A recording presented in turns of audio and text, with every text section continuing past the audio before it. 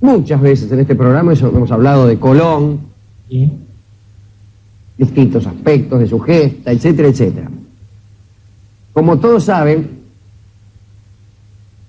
hay un misterio pertinaz con respecto a la mayor parte de la vida de este hombre. A tal punto sabía él su condición de héroe antes de serlo, de convertirse en una especie de mito de Occidente, que parece haberse fraguado una historia semejante a los de los semidioses míticos, ¿no? Tuvo la precaución de carecer de todo pasado. Él siempre cultivó ese misterio, pero vamos a ver. Ni siquiera puede descartarse la posibilidad de que efectivamente, como decía don Salvador de Madariaga, se haya tratado de un hebreo. Sí. Ustedes saben que en 1492 los judíos fueron expulsados de España, de manera tal que estaba lleno de conversos. Había muchas personas que habían adoptado la religión, o sea, el cristianismo, y que habían cambiado de nombre.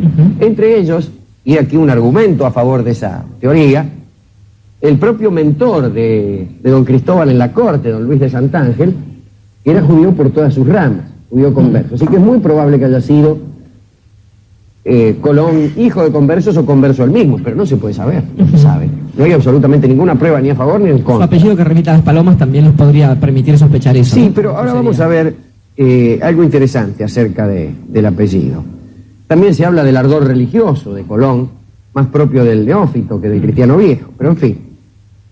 También atribuir sus silencios a un pasado turbio e inconfesable, que haya sido, por ejemplo, negrero o pirata en el Mediterráneo, bueno, puede ser, pero puede ser que no.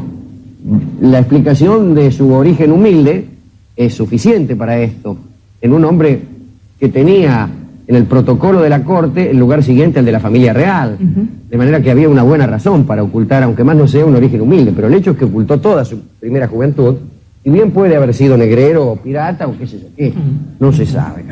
Pero quiero decir esto, hay otra hipótesis, es aquella que señala que Colón era pariente bastardo del rey Fernando de Aragón, más concretamente sobrino por parte de padre. Y esto es más o menos así, lo voy a hacer muy simple. Juan II de Aragón tuvo un hijo de su primer matrimonio, que se llamaba el príncipe de Viana, le decían, y que los electores de Pamplona habían consagrado como futuro rey de Navarra, heredero del trono, digamos, de Navarra. Muerta la madre del príncipe de Viana, Juan II se casó de nuevo con Juana Enríquez, y ahí sí es donde tiene al que después sería Fernando de Aragón. Hubo una serie de conflictos civiles allí, en donde el príncipe de Viana pasa por varias cárceles, digamos así, por varios lugares, así medio como detenido.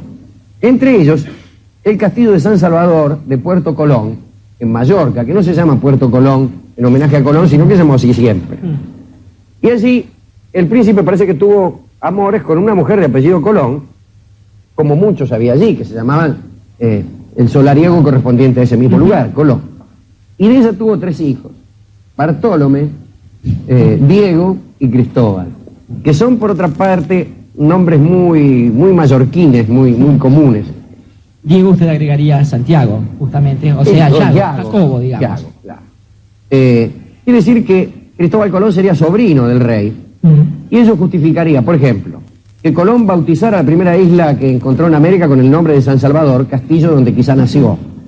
Segundo, bueno, la facilidad con que el rey le concedió toda clase de honores, aunque esto puede explicarse mucho mejor que a través del parentesco, a través de la hazaña impar que realizó Colón. Caramba. Vamos, no era por sobrino, sino por descubridor de América, qué tanto ni qué tanto. Y tercero, podría explicar también el tener los Colón en su escudo las barras de bastardía, que en este caso sería una bastardía muy deseada, la bastardía real. Sí, sí. Pero bueno, no sabemos, tampoco sabemos eso, aunque esta aparece como, qué sé yo, las otras también aparecen bastante razonables, pero no se sabe. Ahora, el objeto de esta charla es este. Ya se ha hablado mucho del misterio del origen de Colón, pero hay misterio en la muerte. Después de la muerte de Colón, sigue el misterio. Y yo les voy a contar la historia de los viajes de Colón después de muerto. Y tiene, yo creo, su interés. Cristóbal Colón murió, como saben casi todos, en Valladolid, en 1506. y allí lo enterraron por primera vez. Este es el primer reposo de Colón. Primer lugar de reposo, Valladolid. En el convento de los franciscanos. Valladolid. 1506, crepa Colón, lo entierran ahí. Muy bien. Inmediatamente lo trasladan a Sevilla. No inmediatamente. Después, ¿por qué? Colón había pedido que sus restos reposaran en Santo Domingo.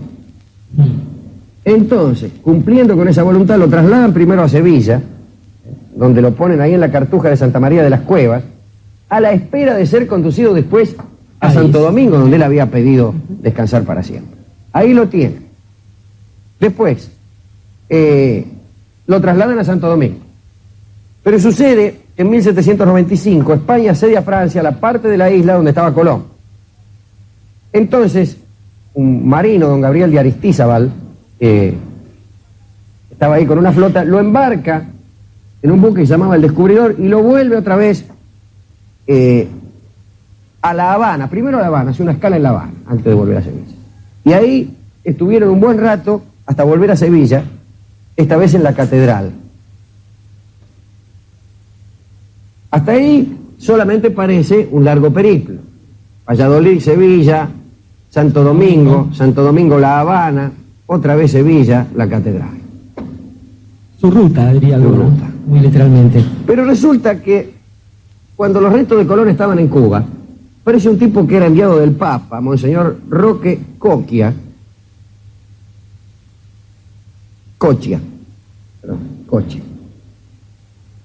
y se manda unas excavaciones en la catedral de Santo Domingo, donde había estado anteriormente Colón, que por otra parte es la catedral primada de América, etc. Y resulta que por ahí, excavando, descubre, en un lugar que estaba cegado, qué sé yo, un cofrecito con una inscripción que dice: última parte de los restos del primer almirante don Cristóbal Colón, y otras letras que no se entendía un demonio lo que decía. Y dice: muchachos, miren lo que encontré. Algunos dieron crédito a este hallazgo de Monseñor Cochia, y otros, como el doctor Baltasar Cuartero, dicen que esto es una superchería. Bueno, desde luego Cochia acusó de falsos los restos que estaban en ese momento en La Habana, y muchos otros acusaron de falsas las investigaciones o el cofrecito ese que había descubierto Monseñor Cochia. A punto tal que don Alfonso XII, por medio de nuestro amigo Cánovas del Castillo, don Antonio Cánovas del Castillo, le pide a la Academia que se pronuncie en este asunto. Y la Academia se pronuncia de un modo oscurísimo, medio a favor de los restos que estaban en Santo Domingo, en La Habana, pero no dice nada. La Academia dice, qué sé yo, oscurece más todo. Y resulta que en 1950 sucede que en la cartuja de Santa María de las Cuevas, donde había estado Colón en segundo término, Valladolid, Sevilla, venden ese lugar, y lo convierten en una fábrica de loza. Y unos tipos que empiezan a hacer reformas encuentran una cripta, que resulta ser una cripta importante, donde no se enterraba a los monjes, sino a los muertos importantes, y encuentran un esqueleto cuya data coincide, etcétera, etcétera, etcétera, al que le faltaban los pies. Muy bien. Y empiezan a sostener que ese esqueleto era en realidad el de Colón y que Colón no había salido nunca de ahí. Y entonces, para demostrar que Colón sí había salido de ahí, había ido a Santo Domingo y había ido a La Habana y había vuelto a Sevilla, buscan ¿dónde? Pues en los archivos de India. Habrá de saberse que en los archivos de India se consignaba todo. No había barco que no estuviera anotado. Y una vez que salió un barco, no había nada de la carga que no constara en el archivo de India. Estaban allí, sabíamos qué clase de barco era, si era un galeón, un galeoncillo, si era una fragata, si era una carabela, quiénes eran los tripulantes, los pasajeros, nombre, edad, la cantidad de carga que llevaban, los animales, si era un caballo, si era una yegua, si era un tordillo, el pelo, todo. Y así nos enteramos de muchas cosas con respecto a ese viaje, donde se supone que viajaron los restos de Colón desde Sevilla a Santo Domingo. Nos enteramos que salió, discúlpeme, Estoy a punto de morir, pero trataré de terminar la charla. Salió un 6 de abril de 1538, sale una flota. Sabemos que la nave capitana se llamaba San Cristóbal. Sabemos que su destino era Santo Domingo.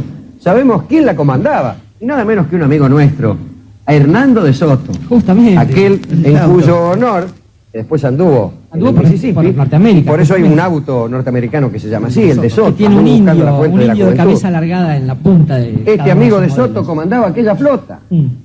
Y sabemos cuántos tipos iban y cuántas naves. Y sabemos qué carga llevaba, y los caballos, y las toneladas de todo, exacto todo. Sabemos también que llegó a Santo Domingo, y que en Santo Domingo, para recibirla, estaba nada menos que Fernández de Oviedo, un distinguidísimo cronista, que contó todo, pero todo lo que pasó en las Indias. Y sin embargo, nada dicen los archivos de Indias de los restos de Cristóbal Colón. Nada. Y nada dijo Fernández de Oviedo, que era un distinguido cronista. Impensable. Es muy raro, ¿no? Es muy raro. Última posibilidad. Pienso en el cadáver sin los pies de la cripta de la Cartuja de Santa María de las Cuevas. Y pienso en el cofrecito encontrado por Cochia, que decía última parte de los restos del primer almirante don Cristóbal Colón. Y pienso si no será que esta última parte era literalmente la última parte, o sea, los pies. Pero de todos modos, ya a estas alturas se ha empiojado tanto el asunto que ni siquiera dónde han ido a parar las cenizas del almirante sabemos. Destino curiosísimo de este hombre, tal vez el más famoso de la historia después de Jesucristo, y uno de los menos conocidos realmente. Y diríamos quizás un destino justo, Alejandro, porque qué mejor que haya un sitio para reposar para aquella persona que eligió moverse permanentemente. Estaba pensando que si hay una dedicatoria posible, tiene que ver quizás con personas muy distintas. Por ejemplo, este señor que hasta tuvo la aventura de que ni siquiera sus cenizas se encontraran. Por ejemplo, otro señor, un tal Immanuel Kant, que sin moverse nunca de su aldea pudo viajar lo suficiente como para que la historia del pensamiento de Occidente cambiara. Fue el otro amigo nuestro, aquel italiano de Brindisi. El muchacho Salgari, que sin haberse movido de ahí nos ha hecho viajar tanto. Y pienso también en general en las personas que quizás viajando mucho es como si nunca se movieran. Quiero decir, ese destino charro de algunos funcionarios de... Claro, que pasan la vida haciendo kilómetros sobre un avión. Bueno, esos no se cuentan. No se cuentan. Esos no son viajes. Quizás esto entonces lo que hay que hacer es dedicarlo de manera inversa, para aquellos que quieran una vida diferente, no escuchar nunca este consejo. Claro, es un consejo que a Colón no le hubiera servido y que le va a dar a Azucena Maizani en un tango extraordinario que se llama No salgas de tu barrio.